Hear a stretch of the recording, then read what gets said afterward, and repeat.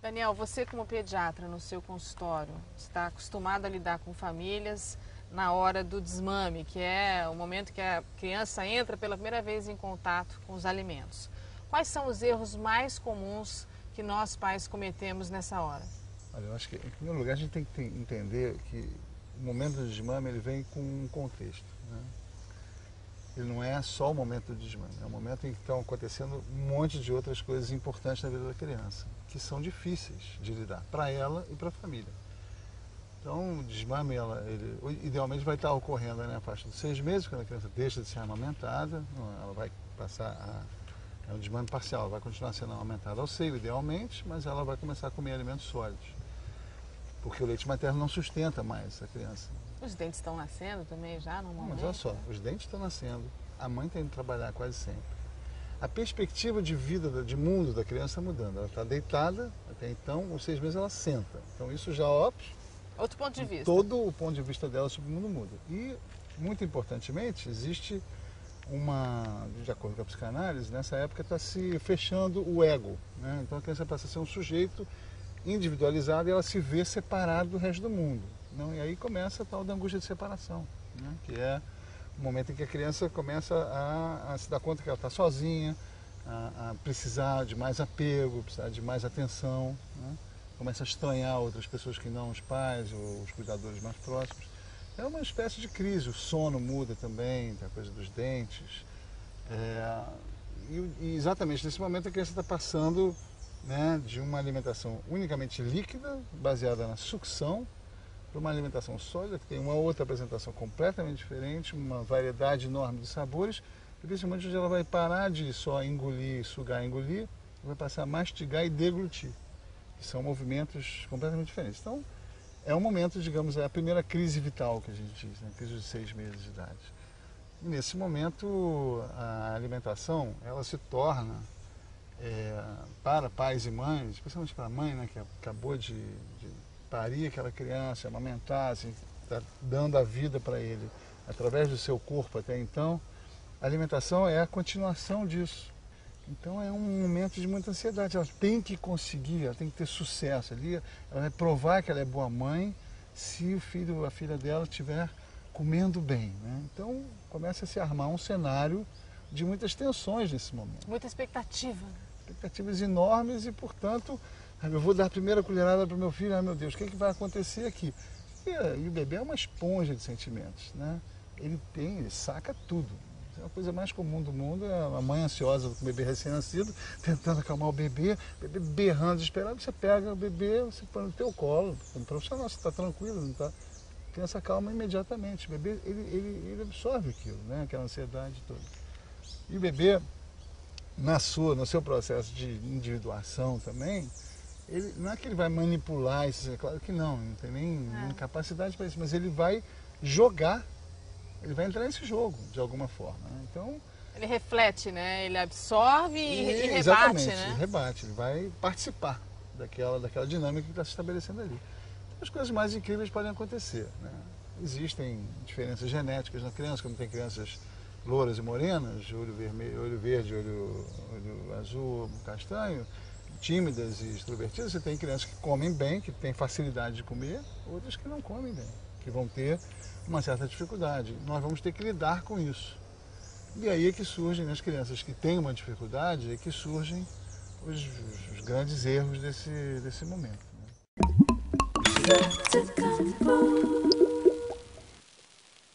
Você tem estatísticas, análises que mostram que a criança de 4 a 6 anos, ela já está submetida a um massacre de anúncios, por exemplo, de junk food, né, de 12 a 20 anúncios por dia, com essa idade, de 7 a 12 muito mais ainda, que é 30 mensagens, e só de comida pouco saudável, que a indústria não apresenta comida saudável para a criança, né? É uma coisa terrível isso também nos nossos dias, né?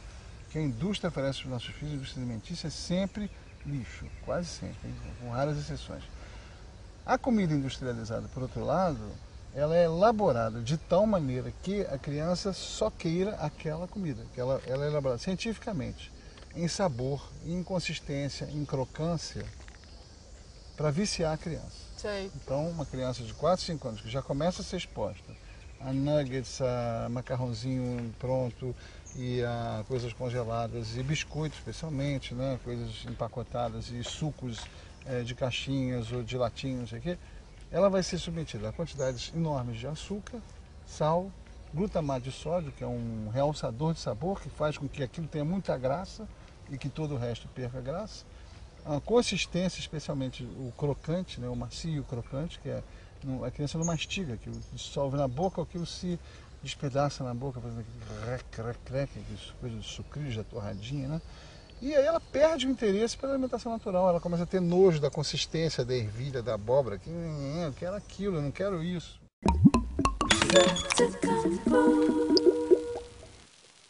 Uma alimentação saudável, ela não precisa excluir necessariamente tudo que é não saudável. Acho que existe um equilíbrio saudável, que é permitir que a criança também consuma coisas que o mundo oferece para ela, que ela vê na televisão, que os amiguinhos vão consumir. Então essa ilusão de que da perfeição também não existe. Até porque o alimento industrial é feito para dar prazer e dá efetivamente prazer. Açúcar é um aditivo que, né, provoca muito prazer na nossa alimentação, no ser humano. É um objeto de desejo e faz parte da vida. Comer um sorvete, comer um bolo na casa da vovó, comer um biscoitinho na escola, sem que isso, é claro, domine a alimentação dela, né? Isso tem que estar diluído em meio a uma alimentação saudável, que é o que a gente viu.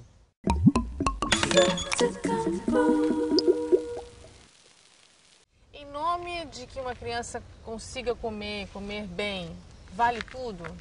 Vale bater no feijão, legumes e carnes, vale fazer uma mamadeira vitaminada mesmo para uma criança que não estaria na idade de tomar uma mamadeira? Porque parece que é um ato de amor, né? O discurso familiar é sempre, mas senão ela não vai comer nada, ela precisa comer. Isso é a atitude clássica e o erro clássico também. Eu mesmo cometi esse erro, não sou exceção, né? Nós Como somos pai? pais e mães e todos nós, nosso instinto mais profundo é ver o nosso filho alimentado. Então, lidar com a fome é muito difícil. Eu não acho que a gente tem que impor a fome de forma também violenta para a criança. Agora, mentir, dissimular, esconder, distrair, são pequenas formas de violência também, que você está impedindo a criança de ter uma relação humana com a atividade mais essencial do ser humano, que é se alimentar. Primeiro você respira, depois você come. São as duas, o respirar é involuntário. A alimentação é a primeira atividade voluntária que tem a ver com a tua sobrevivência no mundo. Fazer desse momento, um momento de dissimulação, de mentira, é muito profundo isso. Isso altera a psique da criança. Eu acho que a gente tem que evitar isso.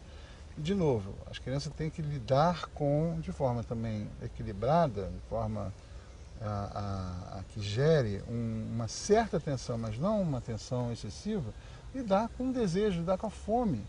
Então, ela não quer, repetidamente ela não quer algum alimento. Tem alguns sabores que ela tem direito de não querer. Tanto o bebê quanto a criança mais velha, né? A gente sabe que, por exemplo, uma criança que não comeu brócolis, né? A 10ª vez que você apresenta brócolis para ela vai comer. Ela pode comer na 15ª. A gente fala que você tem que, na pediatria, na pericultura, você fala que você tem que apresentar 13 vezes, é um número meio mítico, né, provavelmente. Ah, é? 13 vezes um alimento antes de dizer que a criança não come, não gosta daquilo, né? Entendi. Fora isso, você tem diferentes formas de apresentar alimentos. Preparar, né, de diferentes brócolis formas. No alho, tem brócolis grelhado, tem brócolis cozido, tem soufflé de brócolis, tem tortinha de brócolis, tem milhões de formas de apresentar um determinado alimento que são mais criativos e que são diferentes, que podem estimular a criança a comer. Mas os dois erros principais, quer dizer, disfarçar, esconder para ver se come, e também distrair a atenção da criança, porque ela, né, vê na televisão, aquela coisa assim, você está vendo um filme qualquer, um desenho animado, ela abre a boca meio de boba e a mãe aproveita para colocar uma colher com comida e ela fica assim. Aquilo é patético, é muito triste isso, né? Falta verdade nesse momento, falta alegria. E talvez a fome e o desejo e um pouquinho de tensionamento nesse sentido, deixar a criança com um pouco mais de fome e dizer, olha, o que tem é isso, não quer, vai brincar. Tá com fome de novo? Dá o pratinho de novo. O que tem é isso hoje.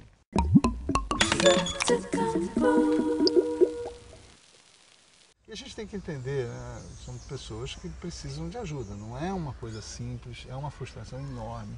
Tem crianças que são muito difíceis, por natureza, seja essa dificuldade gerada pela genética dela, né? Pelas tendências encriptadas lá nos genes dela, seja pelo contexto, muitas vezes dinâmicas muito profundas que a gente tem uma certa dificuldade de analisar, mas geram realmente dificuldades enormes na lide com elas, especialmente na questão da alimentação.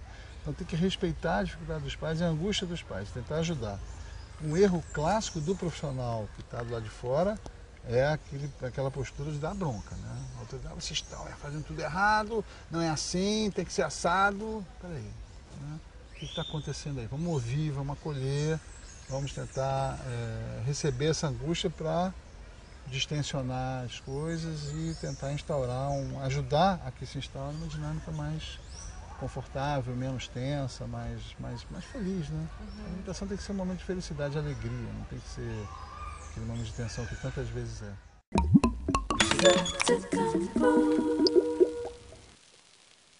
Um dos maiores clichês nessa história toda da alimentação, acho que no geral, no criar um filho, né, é a questão do exemplo, né, que a gente tem que dar exemplo para os nossos filhos. Parece muito simples, né, porque pais têm que saber o que é certo e fazer o que é certo, mas a verdade é que nós também somos reféns dessa indústria junk, nós também assistimos essa televisão e tal.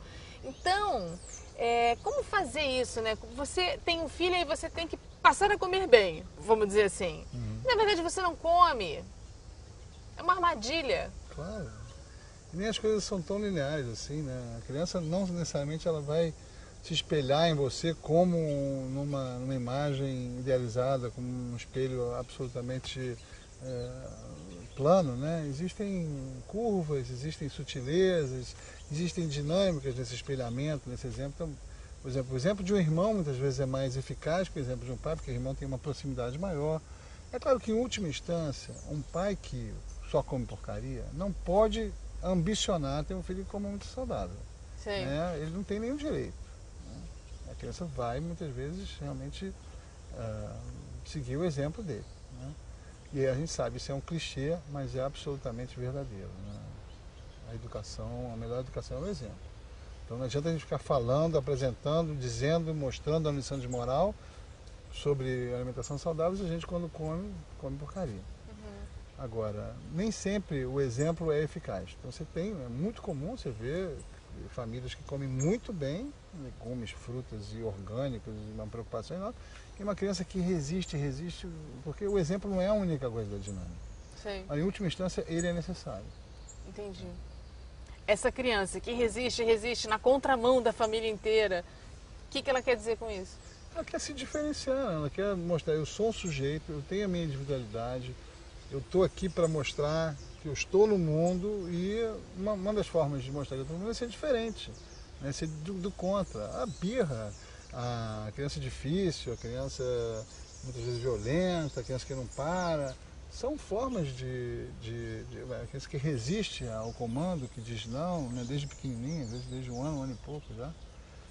Formas de mostrar que ela está no mundo e de testar também o seu próprio poder. Isso é uma coisa muito típica da psicologia da criança. Ela quer puxar a corda, tensionar a corda até que ela perceba que os pais estão realmente no comando. Ela pede isso.